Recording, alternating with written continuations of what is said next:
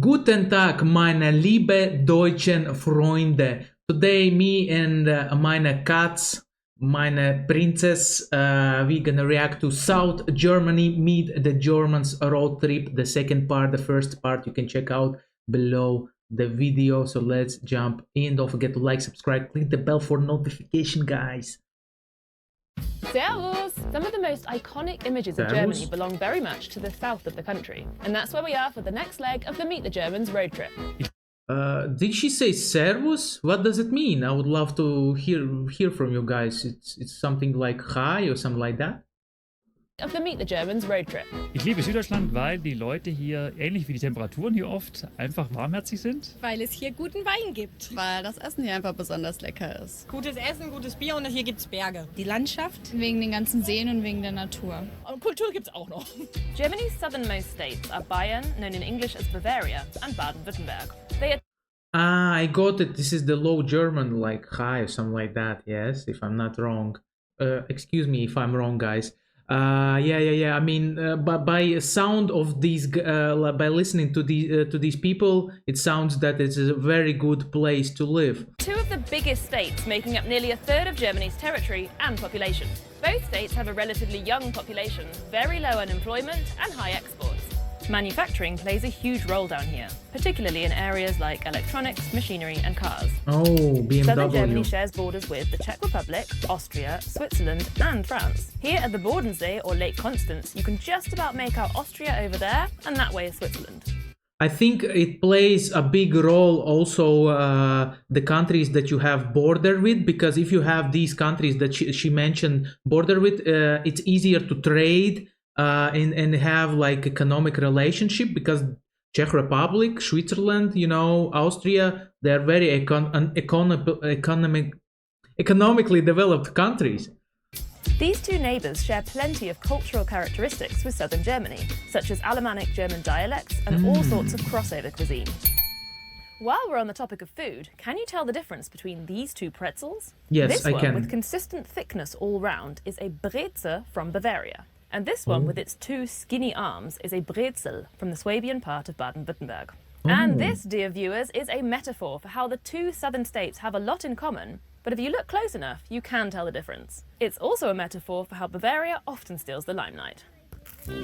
Which one would you choose, guys? Which one would you choose? Would you choose the one on the left, or would you choose the one on the right? I would choose the one on the left, because I don't like this like thin lines. I like very thick lines. This is what I would choose. Please mention your option in comment section, guys. The limelight. Take traditional dress, for example.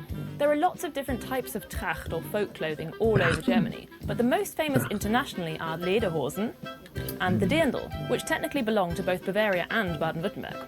Wenn man jetzt so diese Trachtenumzüge ansieht, da sieht man genau, wo die Leute herkommen. Das macht natürlich schon am Mieder, am Geschnür aus und dann eben die Kopfbedeckung, die Strümpfe, wie lang die Lederhose ist, kurz oder lang, und ja, so verschiedene kleine Merkmale. Jeder Ort, jedes Dorf, jeder Trachtenverein hat seine eigene Tracht. Das variiert wirklich überall von Gebiet zu Gebiet. Wie fühlt es sich an, ein Dirndl zu tragen? Ja, einfach wunderbar. Ja, I mean, I heard that lederhosen are given from parents to kids, from one like generation to another generation. So yeah, one lederhosen can go through whole family, and yeah. wir tragen es gern, wir tragen es auch in unserer Freizeit, nicht nur bei Arbeit. Es ist schön, Tracht zu tragen.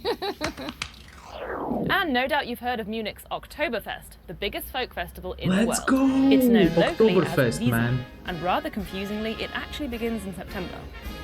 Back when Oh, it was no. founded in 1810, it really did begin in October, but it was soon moved forward to make the most of better weather conditions.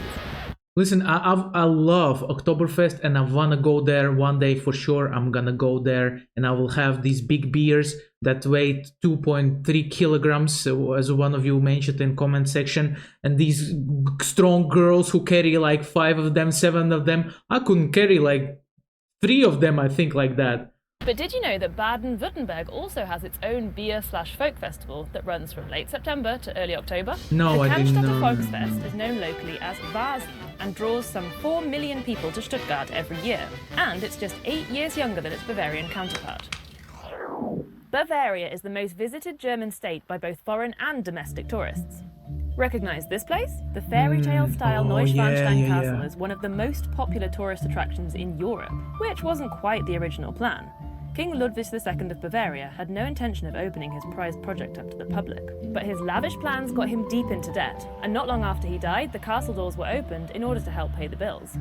It's always like that. All those kings. Kings back in the day were so economically not developed, not educated. They just spent money for luxury things and big castles, man. You can find a lot of like stories like that all over the world, I'm telling Aside you. from fairy tale castles, Germany's largest state also has stunning nature, from clear blue lakes to sometimes snow-capped alpine mountains, including Germany's highest peak, the Zugspitze at 2,962 meters. Being up here, right at the top, looking down on the rest of Germany, really reminds me of something.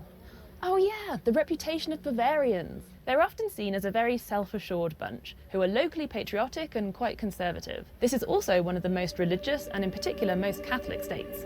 Okay. Bavaria's motto is Mir san mir, which translates to we are who we are. It's So beautiful. Oh my goodness. Look at those hills, man. The nature over there in Bavaria is just phenomenal by looks of it. to we are who we are. It's used to convey a sense of pride and a will to succeed.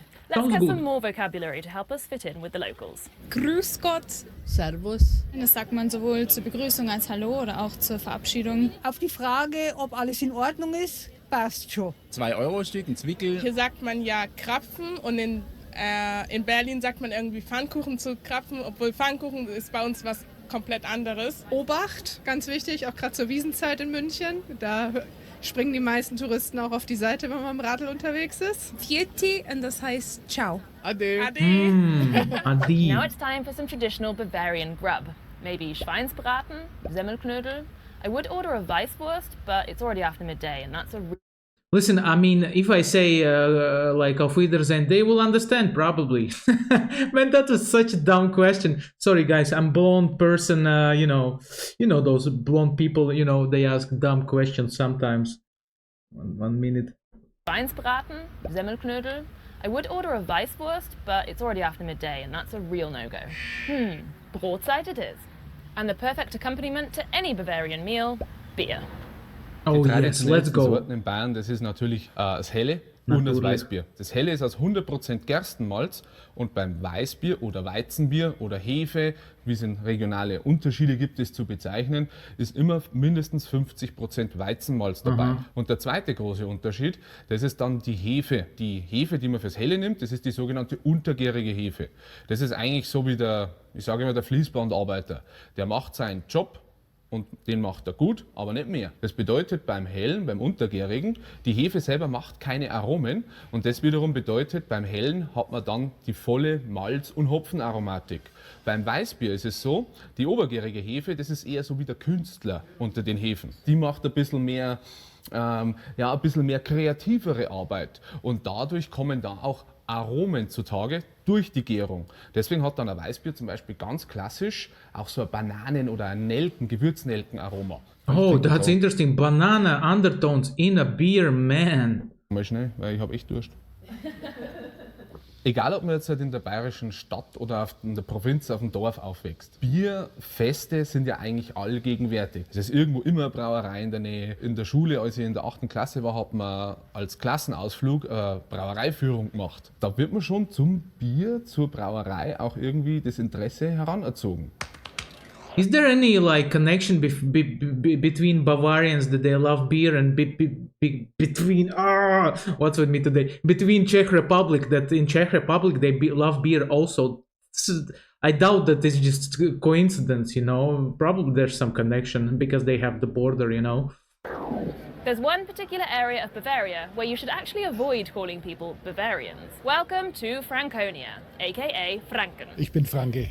Kein Bayer. Da habe ich einfach meine Wurzeln und das Fränkische kann That's ich auch nicht verleugnen. Es liegt schon mal im Dialekt, im Wesen, in der Sprache, in der Kultur sind zwei verschiedene Sachen. Wir wollen uns ein wenig abheben von München. Bist du aus München? So für Menschen in unserem Alter spielt es eigentlich nicht so eine große Rolle. The capital of Listen, I mean, here in Latvia we have land that is called Latgale, yes, and they have their own language, Latgalian language, and not a lot of people over there. Unfortunately, the language is dying, but as a small country, we still have a part of the country where people have their own like culture and where they have their own language, man. And I'm so isolated. I need to go there one day, man, and check it out for sure. That would be interesting trip. Spielt es eigentlich nicht so eine große Rolle. The capital of Franconia is Nuremberg. This medieval city is famous for its beloved Christmas market, gingerbread, its eponymous sausages, and for being the location of the Nuremberg trials. After World War II, high-ranking Nazis were tried here for war crimes by an international tribunal. This and subsequent trials led to more than 160 convictions and 36 death sentences, although not all the executions were carried out. Nuremberg, once the site of huge Nazi propaganda rallies, was seen as a fitting location for leaders of the regime to be brought to justice. Immediately after the war, the southwest of Germany was split into 3 states. They were then bundled together to form the state of Baden-Württemberg in 1952, more for practical economic reasons than any real sense of kinship. These days, a cultural divide is still particularly clear between the regions of Baden and Swabia. Baden is home to Heidelberg, Freiburg, the spa town Baden-Baden. Wow, so beautiful. Sorry, guys, I just could not stop talking because look at that. I mean, the views. Oh my God. And Swabia. Baden is home to Heidelberg, Freiburg, the spa town Baden-Baden, and the world-famous Schwarzwald. Not to mention its namesake cake, the Black Forest Gatto. In the historic region of Swabia, you'll find Tübingen, Stuttgart, the rolling hills of the Schwäbische Alb, and even parts of West Bavaria. The stereotype of the Schwaben is straight-laced, pernickety, and a bit stingy. They're known for inventing the Kehrwoche, a kind of pushy cleaning rota for shared buildings. And their mission in life is supposedly Schaffe, Schaffe, Häusle baue.